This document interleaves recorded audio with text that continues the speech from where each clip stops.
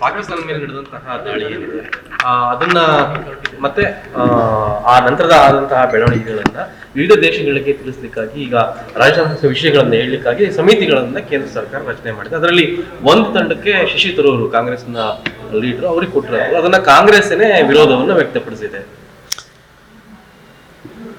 ದುರದೃಷ್ಟವಶಾತ್ ದೇಶದ ಸ್ವಾತಂತ್ರ್ಯ ಚಳವಳಿಯಲ್ಲಿ ಭಾಗಿಯಾಗಿದ್ದಂಥ ಕಾಂಗ್ರೆಸ್ಗೆ ಇವತ್ತು ಇಟಲಿಯಲ್ಲಿ ಹುಟ್ಟಿದಂಥ ಸೋನಿಯಾ ಗಾಂಧಿ, ಇಟಲಿಯ ಸೋನಿಯಾ ಗಾಂಧಿಗೆ ಹುಟ್ಟಿದಂಥ ರಾಹುಲ್ ಗಾಂಧಿ ಚುಕ್ಕಾಣಿಯನ್ನು ಹಿಡ್ಕೊಂಡು ಮುನ್ನಡೆಸ್ತಾ ಇದ್ದಾರೆ.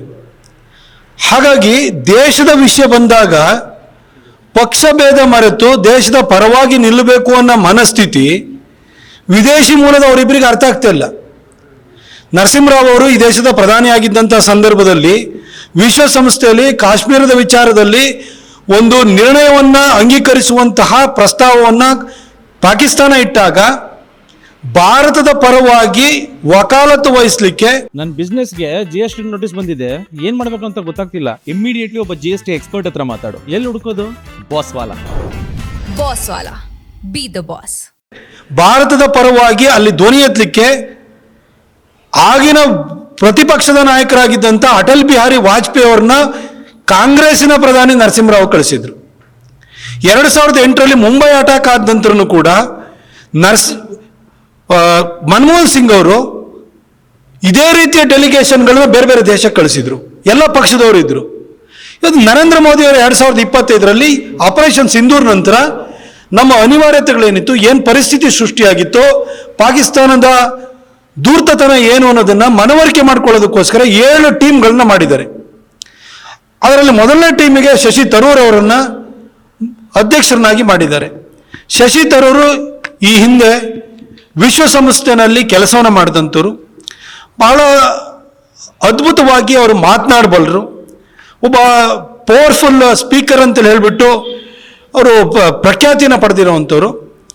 ಅವ್ರ ನೇತೃತ್ವದಲ್ಲಿ ಅದ್ರ ಜೊತೆಗೆ ಆನಂದ್ ಶರ್ಮಾ ಇರ್ಬೋದು, ಬೇರೆ ಬೇರೆ ಕಾಂಗ್ರೆಸ್ಸಿಗರು ಇರ್ಬೋದು, ಅವ್ರನ್ನೂ ಒಳಗೊಂಡಂತಹ 7 ಟೀಮ್ಗಳನ್ನು ಮಾಡಿದ್ದಾರೆ. ಇದು ಇಂಡಿಯನ್ ಪಾರ್ಲಿಮೆಂಟಲ್ಲಿ ಇರುವಂತಹ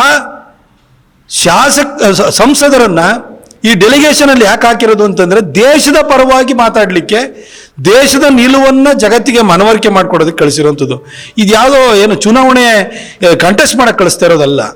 ಅಲ್ಲಿ ನಾವು ಕಾಂಗ್ರೆಸ್ ಮೇಲೋ BJP ಮೇಲೋ ಯಾರಿಗೆಷ್ಟು ಪ್ರಭುತ್ವ ಇದೆ ಅಂತ ಇಲ್ಲಿ ಸಾಬೀತು ಮಾಡಕ್ಕೆ ಕಳಿಸ್ತಾ ಇರೋದಲ್ಲ, ದೇಶದ ಪರವಾಗಿ ಕಳಿಸ್ತಾ ಇರೋವಂಥದ್ದು. ಈ ಕನಿಷ್ಠ ಜ್ಞಾನ ಇಟಲಿ ಮೂಲದವರಿಗೆ ಅರ್ಥ ಆಗುದಿಲ್ಲ. ಬಟ್ ಅವ್ರು ಹೇಳೋಂಥದ್ದು ವಿಪಕ್ಷ ನಾಯಕರು ಏನಿದ್ದಾರೆ ಅವರು ಮತ್ತೆ AICC ಅಧ್ಯಕ್ಷರು ಕೊಟ್ಟಿರುವಂತಹ ಲಿಸ್ಟ್ ಅನ್ನ ಅವರು ಪರಿಗಣನೆ ಮಾಡಲಿಲ್ಲ. ಅದಕ್ಕೆ ಬದಲಾಗಿ ಅವ್ರಿಗೆ ಇಷ್ಟ ಬಂದವ್ರಿಗೆ ಕೊಟ್ಟಿದ್ದಾರೆ. ಇವರು AICC ಅವರು ಕೊಟ್ಟಂತ ಲಿಸ್ಟ್ ಯಾರಿದ್ರು? ನಾಸಿರ್ ಹುಸೇನ್.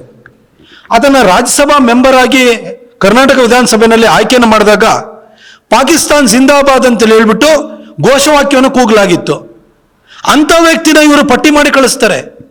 ಅದಾದ ನಂತರ ಅದರ ಬಗ್ಗೆ ಲಕ್ಷ್ಮೀ ಹೆಬ್ಬಾಳ್ಕರ್ ಇರ್ಬೋದು, ಬೇರೆ ಬೇರೆ ಸಚಿವರಿದ್ರು, ಹಂಗೆ ಕೂಗೆಲ್ಲೋ ನಾಸಿರ್ ಸಾಬ್ ಜಿಂದಾಬಾದ್ ಅಂತ ಕೂಗ್ಬಿಟ್ಟಿದ್ದಾರೆ ಅಂತೆಲ್ಲ ಹೇಳಿ ಮಾಧ್ಯಮಗಳನ್ನ ಟೀಕೆಯನ್ನು ಮಾಡಿದ್ರು. ಕೊನೆಗೆ ಫಾರೆನ್ಸಿಕ್ ರಿಪೋರ್ಟ್ ಬಂದಾಗ ಪಾಕಿಸ್ತಾನ್ ಜಿಂದಾಬಾದ್ ಅಂತ ಕೂಗಿರುವಂಥದ್ದು ಸಾಬೀತಾಯಿತು. ಅದಾದ್ರೂ ಕೂಡ ಈ ನಾಸಿರ್ ಹುಸೇನು ತನ್ನ ಚೇಲಾಗಳು ಈ ರೀತಿ ಮಾಡಿದ್ರು ಅಂತೇಳಿ ಒಂದು ದಿನ ಜನರ ಕ್ಷಮೆಯಾಚನೆಯನ್ನು ಮಾಡಲಿಲ್ಲ, ತಪ್ಪಾಯಿತು ಅಂತ ಹೇಳಲಿಲ್ಲ.